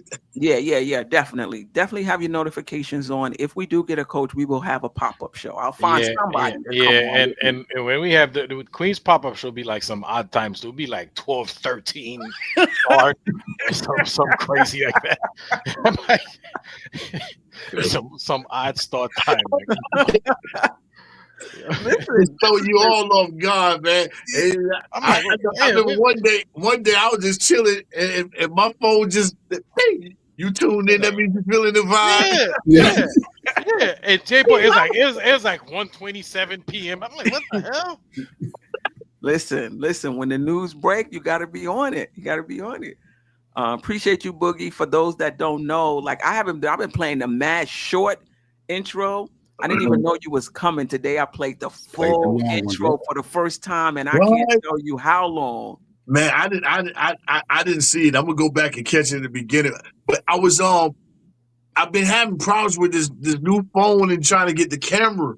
Whereas that's why I was, I had the shield up. Trying. Me and my wife was trying to figure out how to turn it the wide way so I can have the wide screen.